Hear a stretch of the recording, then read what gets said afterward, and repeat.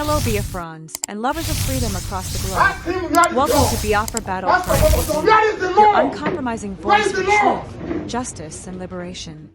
This marks a pivotal moment in the global stance against both the Nigeria Christian genocide and terror in West Africa. What about the other two motions? I should move them sometime? Yes. Thank you. I've made an order consolidating the hearing of the three motions. Okay. The next one, my Lord, is an application, a notice of my commitment to file a final written address, which was dated the 11th day of November and filed on the same 11th day of November. It is accompanied, my Lord, by grounds upon which this very application is predicated, and the grounds are 4 in number, my Lord, and I went on to elucidate the body of objection and then the constitutional foundation and jurisdictional limits of this very court. You all have the grounds stated? Yes, my Lord, you may.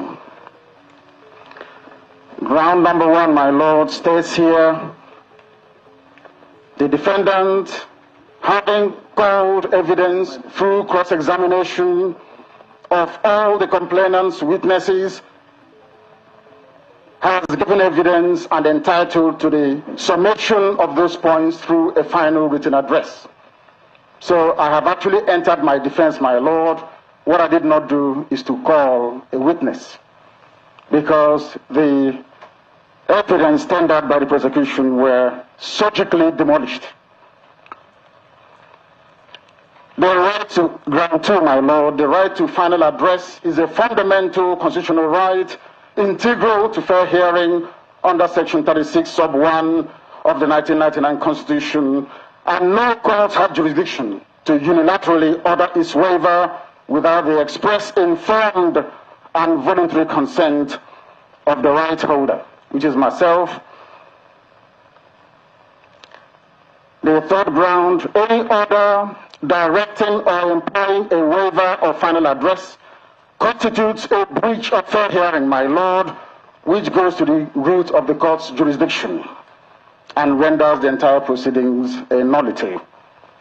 The court, ground number 4, the court lacks jurisdiction to extinguish or dispense with mandatory procedural stage of criminal adjudication, such as a final written address, as this would amount to an unlawful assumption of power beyond the limits prescribed by the Constitution and extant laws.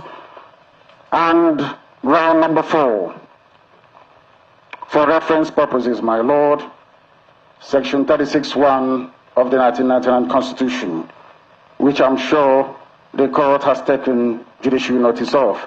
Those are my grounds, my Lord, in respect of the notice, seeking this court's discretion to allow me to file my final written address. Having entered my defense, I move that this very notice be adopted, my Lord, in its entirety.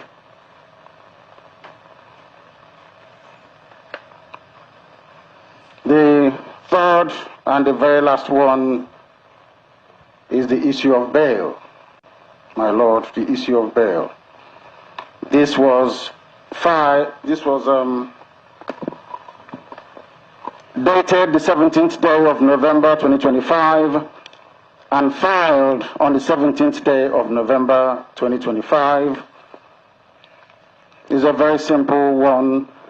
It is a notice, my Lord, brought pursuant to sections 35(1), 35(4), and 36(12) of the Constitution of the Federal Republic of Nigeria, 1999, as amended, sections 158, 162, and 165 of the Administration of Criminal Justice Act 2015, and under the inherent jurisdiction of this very noble court, I am praying, my Lord, for an order admitting me on bail the defendant applicant to bail on liberal terms, pending the determination of the invalid charge presently before this court, and order, my Lord, declaring that the continued detention of the defendant applicant, my humble self, in the absence of a valid subsisting charge under a written law in force, is unconstitutional, null and void, my Lord, and for any other orders that my noble Lord may deem fit to make under the circumstance. This is supported by an affidavit of 9 paragraphs deposed to by Prince Emmanuel Kanu, and also by a written address which I urge my Lord